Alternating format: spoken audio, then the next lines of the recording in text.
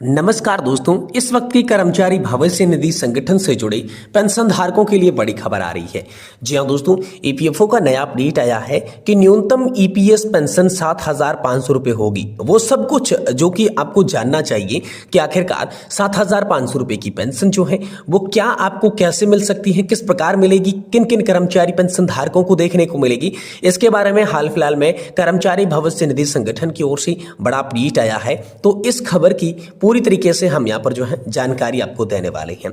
इसके अलावा एक और बड़ी खबर आप सभी के लिए आई है कि 50,000 रुपए का अब आप सभी को लाभ जो है वो मिलेगा।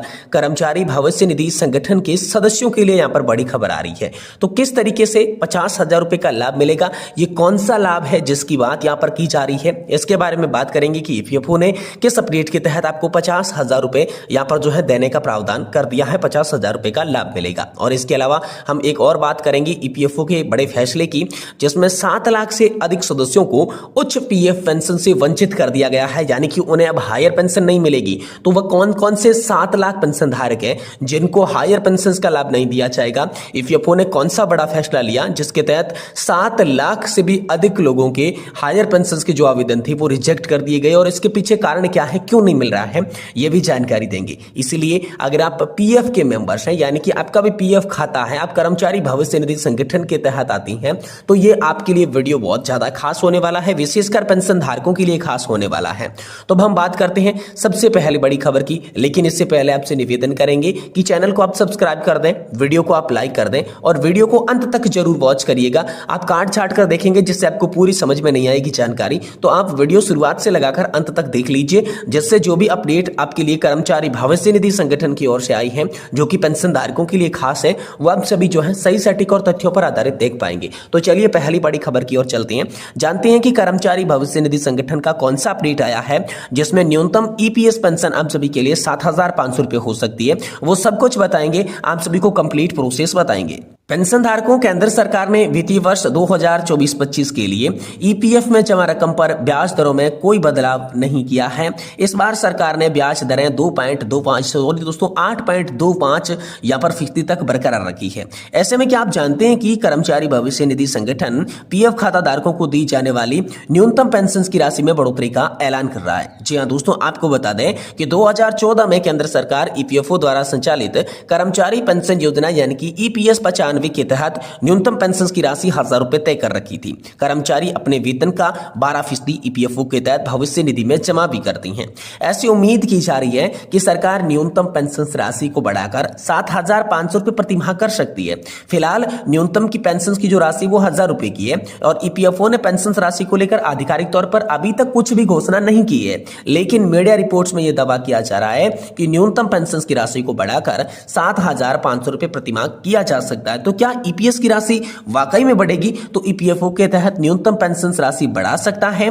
पीएफ कर्मचारी संघों द्वारा सीधे न्यूनतम पेंशन राशि 1,000 रुपए से बढ़ाकर 7,500 रुपए किए जाने की मांग लगातार हो रही थी, क्योंकि मोदी सरकार ने 8वें वेतन आयोग को मंजूरी दे दी है। इसलिए ईपीएस के तहत निजी कर्मचारियों को दी जाने वाली राशि में भी बढ़ोतरी की घोषणा की जा सकती है।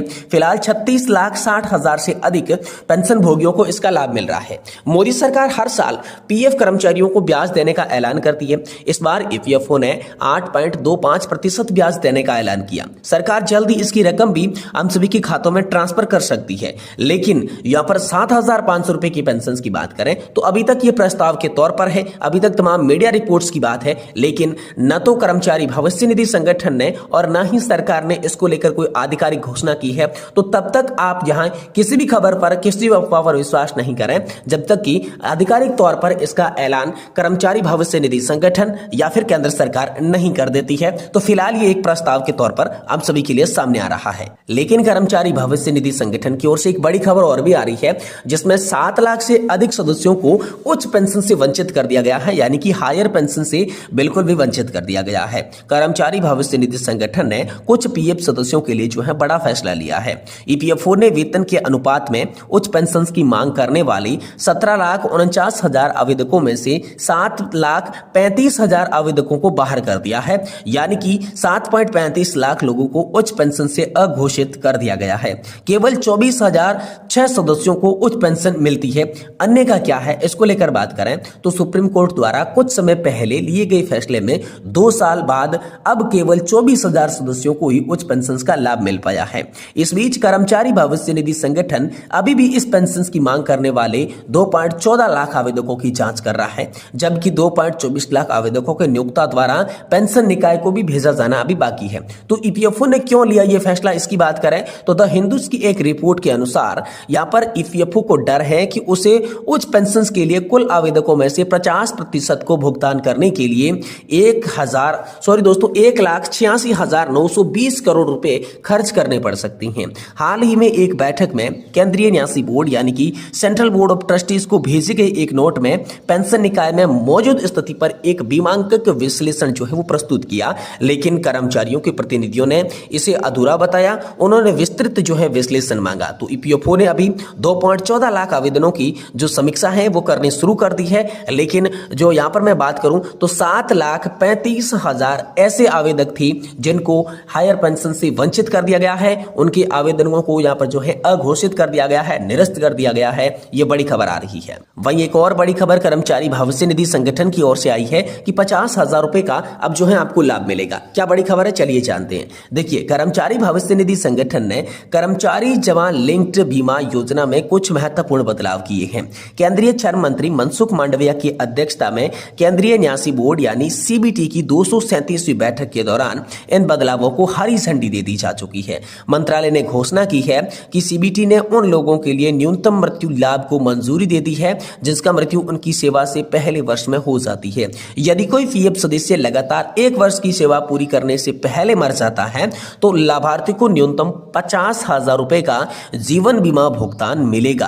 अब इसके अतिरिक्त सीबीटी ने उन सदस्यों के लिए भी लाभ को मंजूरी दी जो सेवा में रहते हुए मर गए, लेकिन योगदान में बिना अवधि के बाद। पहले अगर किसी सदस्य सेवा से बाहर माना जाता था तो वे ईडीएलआईसी लाभों के पात्र नहीं होते थे, मगर अब कोई सदस्य अपनी अंतिम योगदान के 6 महीने के भीतर मर जाता है तो उनका नाम अभी भी रोल पर है तो वह ईडीएलआईसी लाभों के लिए पात्र होगा। इस बदलाव से सालाना ऐसी मौतों में 14,000 से अधिक मामलों को यहाँ पर जो है मदद मिलने की उम्मीद बताई जा रही है। सीबीडी ने एक प्रस्ताव को हरी झंडी दे दी। इस योजना के तहत निरंतर अनुमति दे दी कि इससे पहले अगर नौकरी के बीच सिर्फ 1 या फिर 2 दिन जैसे कि साप्ताहिक या छुट्टियां का अंतराल होता है तो सदस्यों को न्यूनतम 2.5 लाख रुपए का, अधिकतम 7 लाख रुपए का ईडीएलआईसी लाभ नहीं मिल पाता था क्योंकि उन्हें 1 साल की निरंतर सेवा की आवश्यकता को पूरा नहीं किया होता था। ऐसे में नए बदलावों के साथ नौकरी के बीच 2 महीने तक का अंतराल अब निरंतर सेवा के रूप में गिना जाएगा, जिससे लोग ईडीएलआईसी लाभों के पात्र हो जाएंगे।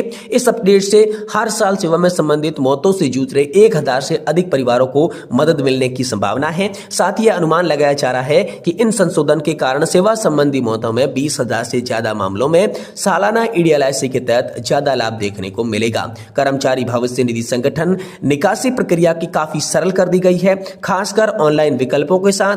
यहाँ पर सामान्य चरणों का भी हम बात करेंगे कि यहाँ पर जो है ईपीएफओ की यूपीएस आधारित निकाली में भी कई यहाँ पर प्रक्रियाएं शामिल है। आपको यहाँ ध्यान रखना है कि आपका जो यूएन है वो सक्रिय होना चाहिए। आधार कार्ड, पैन कार्ड और बैंक खाता विवरण आपके यूएन के साथ लिंक्ड होने चाहिए, सत्यापित होने चाहिए। ओटीसी सत्यापन के लिए आपका आधार यूएन से जुड़ा मोबाइल नंबर होना चाहिए, तभी जो है कर्मचारी भविष्य निधि संगठन के तहत आप इन लाभों को जो है वो प्राप्त कर पाएंगे, ले पाएंगे। तो ये बड़ी खबर हाल फिलहाल में आप सभी के लिए निकलकर सामने आ चुकी है। वीडियो की जानकारी आपको पसंद आई है तो आप इसे लाइक कर दें और साथ ही अपने पेंशन धारक मित्रों के साथ इस वीडियो को शेयर कर दें और हमारे चैनल को भी सब्सक्राइब जरूर कर दें।